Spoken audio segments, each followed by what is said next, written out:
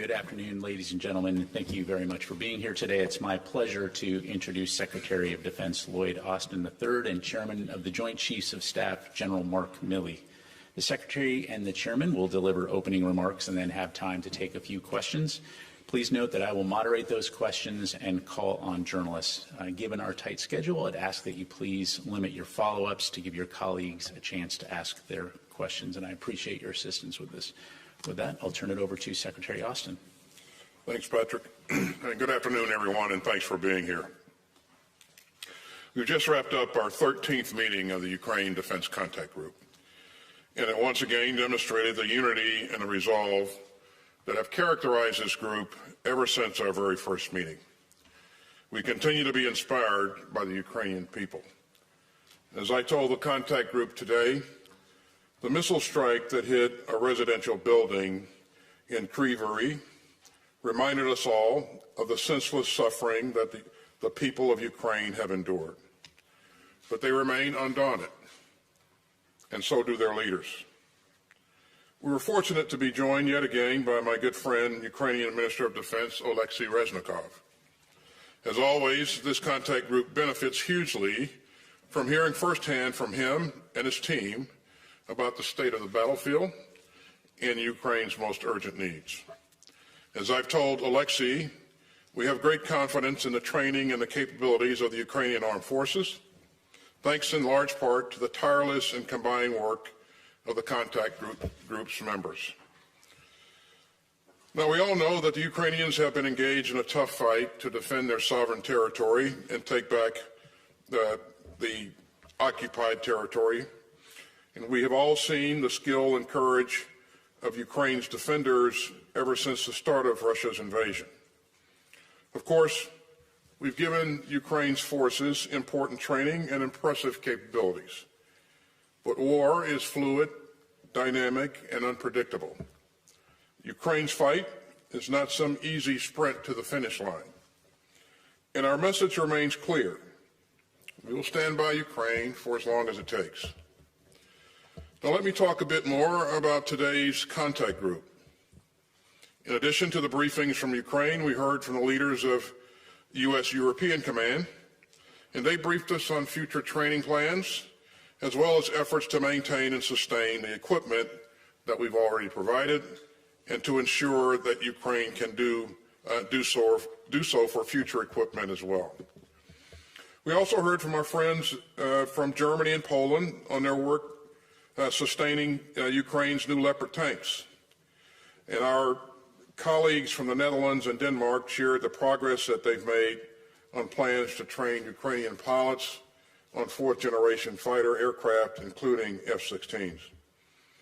Now, that brings me back to one of the very top priorities of this contact group. We remain laser-focused on meeting Ukraine's urgent needs for ground-based air defense systems. And that's especially important since Russia has ruthlessly ramped up its missile and drone attacks over the past month against Ukraine's cities. These attacks have killed scores of Ukrainian civilians, and that's just part of Moscow's reckless and lawless attempt to break the will of the Ukrainian people. But Ukraine's air defenders have saved countless lives using air defense systems and interceptor missiles donated by members of this contact group. And our ongoing support will ensure that Ukraine can continue to defend its civilians, its cities, and its critical infrastructure. Now, several countries have stepped up today with new commitments for Ukraine. Canada committed another $500 million package to support Ukraine, and that will include more than 200 critical air defense missiles to help protect Ukraine's skies. And the United States, along with the UK, Denmark, and the Netherlands, all contributed funding for additional critical air defense missiles for Ukraine. Italy also announced its latest tranche of assistance, which includes highly critical capabilities that meet Ukraine's most urgent needs to defend itself. And several allies are beginning to think about supporting Ukraine for the long term. Norway and Germany announced multi-year packages, and Denmark just announced its own nearly $2.6 billion package for military assistance through 2024. All these contributions underscore our unity in supporting Ukraine and in defending the rules-based international order that keeps us all secure. Ukraine has overcome so many obstacles, but more lie ahead. And Ukraine's troops and citizens do not stand alone. Thanks to the historic support of nations of goodwill from around the world, Ukraine is well positioned for the challenges still to come. As President Biden has said, our support will not waver, our resolve will not falter, and our unity will not crack. Make no mistake, we will stand with the Ukrainian people for as long as it takes. And with that, I'll turn it over to General Milley. Thank you, Secretary Austin, and good afternoon to everyone that's with us here today. For 16 months, the international community has stood together in defense of the rules-based international order. This coalition's commitment at this 13th meeting of the Ukrainian Defense Contact Group demonstrates our unwavering dedication to the ideals of sovereignty and self-determination. First, let me thank Secretary Austin for his steadfast leadership in fostering this global coalition. From the first meeting to the 13th today, without his leadership, these would not be happening. And thank you also to the ministers and chiefs of defense from some 50 nations that joined us today. To Ukrainian Minister of Defense Reznikov, my counterpart, General Zaluzny, who is not here today, but I did have a chance to talk to him the other day, and his representative, General Moisuk, who was here. Thank you for your unflinching resolve and determination in the face of immense adversity, and thank you also for the incredible bravery of the Ukrainian people. We stand here today not simply as a group of nations, but as a united front, standing for the values that are much larger than ourselves. We stand for the bedrock principles of national sovereignty and liberty, principles that Russia's illegal and unprovoked invasion of Ukraine clearly undermine. Putin's war of choice is not just a transgression against Ukraine. It is literally a frontal assault on the very international order that guarantees peace, prosperity, and freedom to all nations. The brave Ukrainian people continue to demonstrate their spirit of resilience, fighting relentlessly to reclaim their homeland from Russian occupation. Each day, the Ukrainians fight not just with steel and weapons, but with the iron will of their spirit. As President Zelensky has announced recently, the Ukrainians have embarked on an offensive operation to liberate their country. They're in the early stages, and it's far too early to make any definitive assessments. But I can tell you that each day, the Ukrainians demonstrate the courage and tenacity needed to methodically regain their territory. We have said before that war is dynamic. It is a contest of wills. As the Secretary just said, it's uncertain, it's violent, and as always, high cost. But we can be sure that Ukrainian bravery, competency, and preparedness will carry the day. We can be confident that this contact group has given Ukraine the tools that it needs to succeed, and we know that the will of the Ukrainian people will continue to resonate far beyond their borders. In fact, it will resonate throughout the globe. Their actions echo the voices of all people who cherish freedom and the rights to determine their own fate against tyranny. Our assistance to Ukraine supports their cause to remain free and independent. It represents our commitment to what binds us as nations operating within the rules-based international order. We have and we will continue to offer wide-ranging support, from providing sophisticated combined arms capabilities to intelligence to training of Ukrainian forces to be more effective on the battlefield. Through a global effort, more than 6,000 Ukrainians are being trained right now at 40 different locations, training locations, in 65 courses in 33 nations on 3 continents. That is all happening right now, today. Since the beginning of the war, the United States has trained over 11,000 Ukrainians in combined arms maneuver and staff training. The U.S. training effort has created 12 maneuver battalions and nearly 5,000 operators that are fighting those machines right now, along with their combined arms staffs. We are currently training 3 battalions, a tank battalion and 2 territorial National Guard battalions. All in all, The international effort has trained almost 60,000 Ukrainian soldiers for this current operation, and many of whom are engaged in close combat as we stand here today. Last week, the United States released another Ukrainian Security Assistance Initiative package totaling several billion dollars, $2 billion. This package procures critical capabilities, including Patriot munitions, Hawk air defense systems, artillery, rocket munitions, maintenance, sustainment support, and much more. Additionally, this week, we released our latest drawdown package of $325 million. From our current stocks, we are providing Ukraine air defense munitions, Gimlers, long-range artillery, artillery rounds, 155, Bradley, Strikers, and many other capabilities. Over the past year, we have seen the strength of Ukraine because of the international coalition and the impact of our collective support, along with the courage of the Ukrainian people. We see Ukrainian forces displaying exceptional skill in operating complex systems like Patriot, armored vehicles, and HIMARS. We see Ukrainians effectively leveraging anti-armor weapons, advanced munitions, and sophisticated air defense systems. Our commitment to Ukraine extends far beyond the here and the now. It is not defined by time or convenience, but it is defined by the principles of democracy, freedom, and the international rule of law. It is a pledge that upholds the international order to ensure that every nation, big or small, can live in peace, enjoying its rightful sovereignty without fear of unprovoked aggression. As the President of the United States and Secretary of Defense Austin have consistently stated over and over again, the United States remains committed to supporting Ukraine for as long as it takes. We will continue to provide Ukraine with the means to fight until Russia ends this unprovoked aggression. Thank you, and I look forward to your questions. Thank you both, gentlemen. First question, go to Dan Lamothe, Washington Post.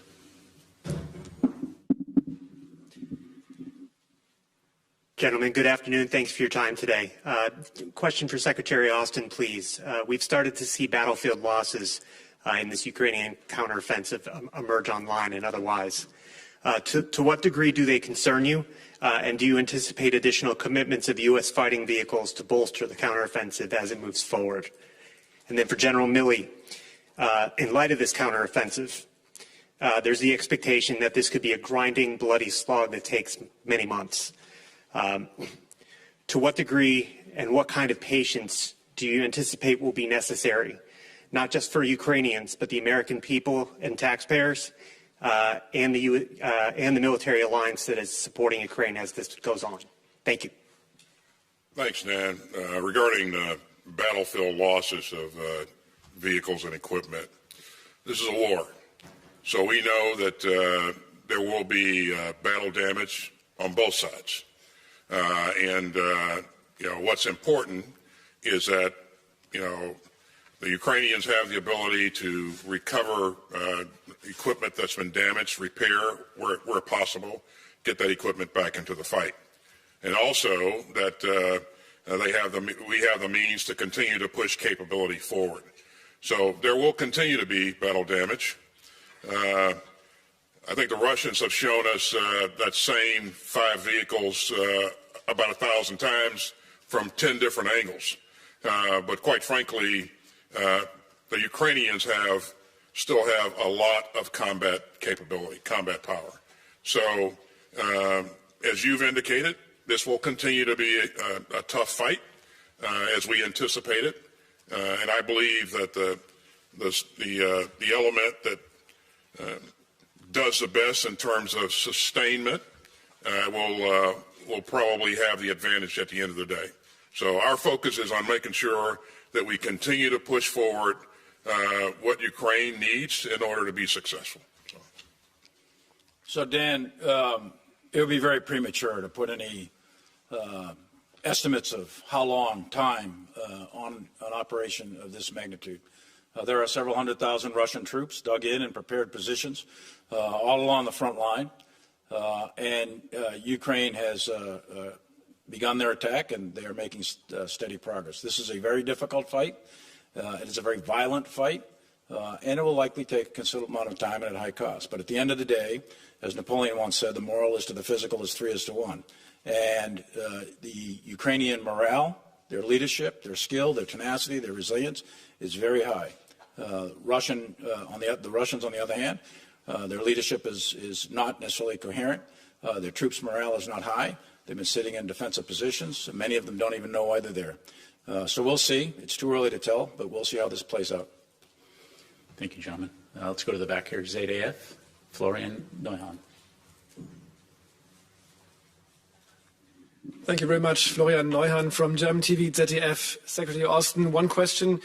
There's a growing frustration among Eastern European allies that they believe there is not enough support from your government, your administration towards a Ukrainian membership in NATO. Why are you so hesitant to give any more concrete signs that Ukraine will enter the alliance and that there will be some more promises which go beyond the Budapest clauses? Thank you. Well, thanks. I think you heard us say over and over again that we continue to support Ukraine's NATO's open door policy. And each country will have a different path to accession. And so, again, I will further say that we remain where we were with Budapest, and so as we go forward here, I think you'll see allies and partners continue to work together to provide Ukraine what it needs to be successful, and also provide assurances going forward. So. Next question will go to Carla Babb, Voice of America. Mr. Secretary, Chairman, thank you both for doing this. Mr. Secretary, what has the U.S. committed to provide to the F-16 training program for Ukrainians, specifically trainers, munitions, jets? And can you provide us with any more details on the overall F-16 training plans? And Chairman Milley, the indictment of former U.S. President Trump includes a transcript of him discussing a classified document about plans to attack a country. How concerning is it to you that a former president, or any U.S. official for that matter, is willing to discuss classified military plans and consider using those plans to settle personal scores? Thanks, Carla. Let me start with the F-16 question here. First, let me say how much I really appreciate the Netherlands and Denmark stepping up to lead this consortium. And they are outlining the plan for training. And there are a number of other countries that have joined in and volunteered to help in this effort. And so this work continues. We were briefed today on kind of the outline of the plan and the steps for the way ahead. And I have to tell you that in the 30 days that we've been after this, they have leaned into this in a major way. As you know, the United States will have to provide approval for the training and also some other aspects of this. And as you would expect, we continue to work with the Netherlands and Denmark as they put this plan together. But again, this will take some time, but they're really moving out in a very impressive way, and they're getting support from other partners in the UDCG. And Carla, thank you for the opportunity to make no comment. I appreciate that. It's entirely inappropriate for me to ever make a comment about an ongoing federal investigation, so I'm not going to make any comment. I will focus on my job, and that's protecting the Constitution of the United States and protecting our country, and in this particular case, in supporting Ukraine in their fight for freedom. Thank you, gentlemen. Final question will go to Vitaly Zarkov, UA Television. Thank you. You said a lot about Ukrainian advanced. Which insight did you get from observing this advance? Maybe it could change the way of help, maybe new type of weapons United States could provide. And what your prognosis, when F-60 and Abrams could be on the territory of Ukraine? That's it. Thank you. Is that for me or the chairman? Well, we had a session today with a variety of countries. We're early in the planning process. I think there's an intent by several countries that have stepped up to take the lead, Netherlands and Denmark, in terms of the planning. So there's a lot of work left to be done. I think it would be premature to give a specific date on any time that F-16s or any other type of advanced aircraft will be employed in combat in Ukraine. There's a lot of work to do. You have to do language training. You have to do pilot training. You've got to get all the systems set in place. So those wheels are in motion, but we're a ways from completion of that project. In terms of lessons learned, there are key lessons learned in every fight, and we always encourage our partners to capture those lessons learned and adapt as required. You know, fights are dynamic. Squads and platoons actually fight the fight. Everybody else on the battlefield supports it. And so what those squads and platoons are doing and seeing and learning, how they're employing supporting fires and all of that. Again, we incorporate those insights into the training that we're doing for follow-on forces. And so the Ukrainian military is a learning organization and an adaptive organization. And we see continuous adaptation on a daily basis. It's been that way from the very start. And as the battlefield dynamics have changed over the weeks and months, we've worked with the Ukrainians. We've also changed in terms of kinds of things that we're providing them, and it's been successful. And the evidence that it's been successful is because can be seen in where the Ukrainians are today on the battlefield. Mr. Secretary, General Milley, thank you very much, gentlemen. Ladies and gentlemen, this concludes our press briefing. Thank you. Okay, thanks, everybody.